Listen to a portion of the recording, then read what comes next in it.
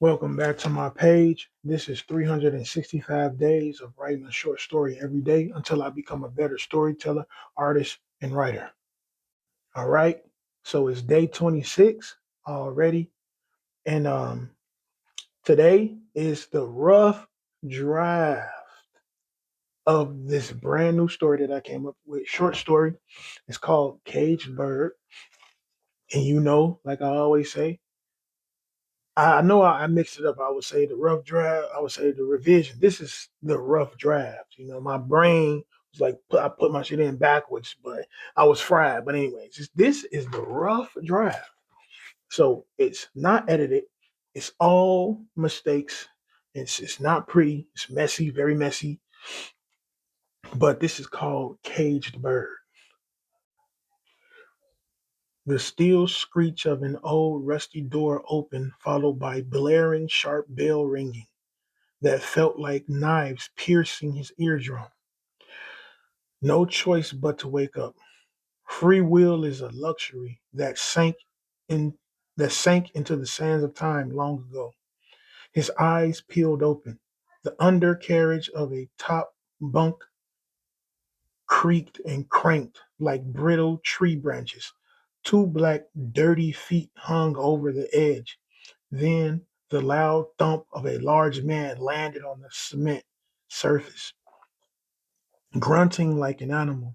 The space was smaller than a Chicago studio apartment, but the size didn't bother him anymore.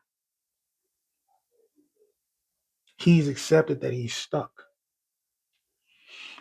A box of letters stacked neatly poked from underneath his bed.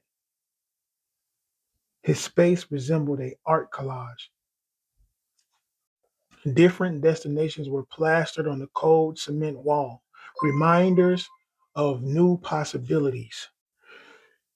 A loud hissing noise filled the room, like rolls of quarters being dropped into a water fountain.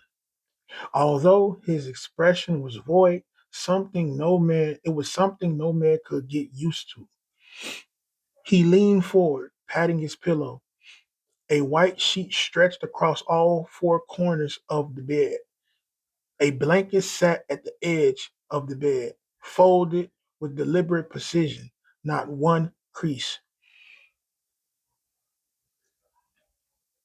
Bottles of cleaning solutions occupied a corner.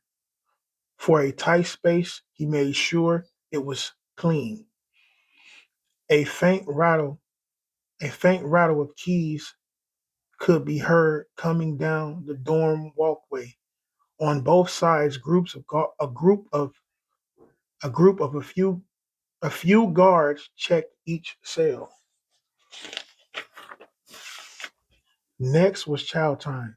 They marched towards the cafeteria like ar- Arctic penguins of various sizes, backgrounds, and hues. In the light, they all walked on thin ice.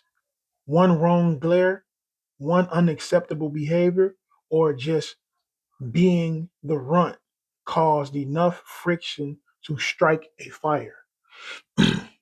He reached for a cold steel tray.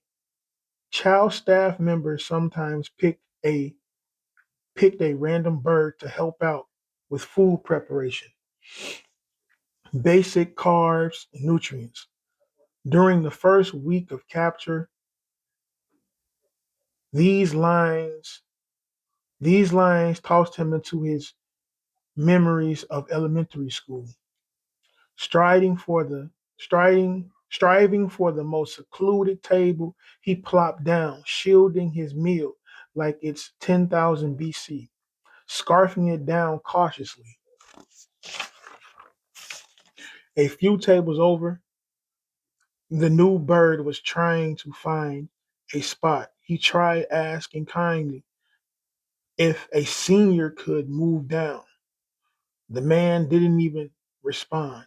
He finished scarfing down a thick piece of cornbread. With one quick movement, the new bird flew across the floor. His body stiffened. The cafeteria carried on like business as usual. After chow ended, the young man decided to visit the library. Another hack. to transporting himself into another realm. Anywhere would do, as long as it wasn't the present. It only lasted an hour, and he never wasted a second. It's less bodies than in the cafeteria. Before free time ended, he called his loved ones. Sometimes the call wouldn't go through. Other times they were busy, but one relative always picked up.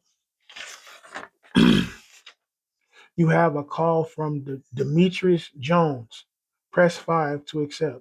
The automated voice instructed. Hello? His voice had gained noticeable changes. Demetrius cracked a smile. Yeah, what's up, boy?